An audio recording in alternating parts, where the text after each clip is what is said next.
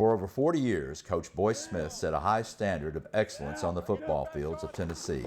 His records of victories against losses would earn him and his teams many accolades and titles, all the while setting an example of sportsmanship and uniting the people of Springfield with a pride and a never-give-up attitude.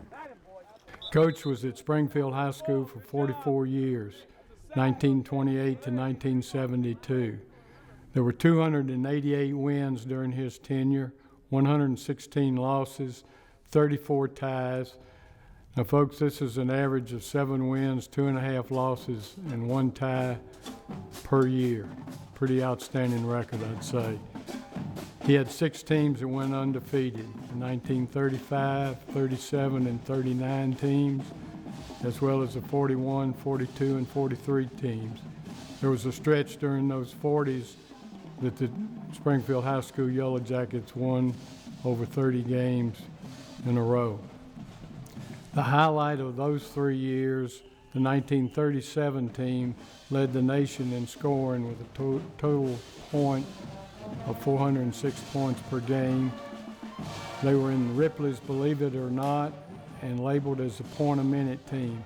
That's a pretty big-time stage for the Yellow Jackets to be playing on. Coach was born in 1901 in Tupper County, Mississippi, graduated from Union University in 1928. He was hired at Springfield High School that year as football coach. Now, many of us do not remember or don't know that he was also hired as girls and boys basketball coach as well as baseball coach.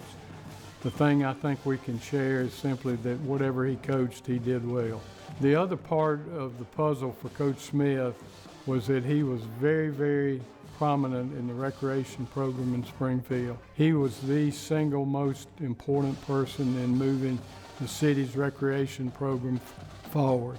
It was during the time of the Depression, during the time of World War II, that many of the students and many of the children in Springfield had something to do. It's because of Coach Smith's recreation. His facilities as well as his programs were very, very strong and very progressive. Now, several of the facilities that he developed have now been torn down, like the new gym that was built in 1948 that was built next to the old gym. This gave Springfield High School 2 gyms to participate in, to practice in, to play in, and to have day camp in. Nowadays, everybody's building a gym and an auxiliary gym. This was in the 40s when Coach Smith did this. There were 2 swimming pools in Springfield, one near the old high school on Connell Street and one in the Branchford community. These have both been torn down, but they were Olympic-sized pools. And I would say that many of us and many people that were at Springfield during those years of Coach Smith learned to swim at day camp or during the swimming programs that were run by he and Mr. Koss.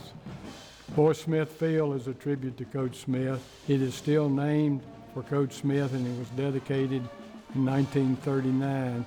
It's on the old campus of Springfield High School, and this is our middle school now. Playgrounds, tennis courts, again, programs and facilities are very, very prominent in Coach Smith's contribution to this city.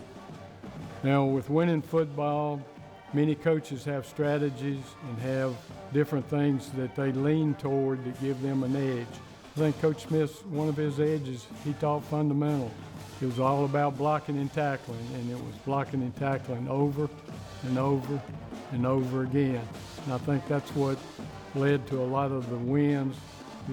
The young players knew how to block. There were a limited number of plays that were run, although I think Coach Smith had some outstanding trick plays that he had put in depending on certain teams. He felt like that if he could shut down the opponent's bread and butter plays and the bread and butter player, that normally coaches didn't have an alternative plan that was as good as their initial plan. This caused intimidation, and I think this led to some strength in Coach Smith's defense. But now the use of the 16-millimeter film came into play.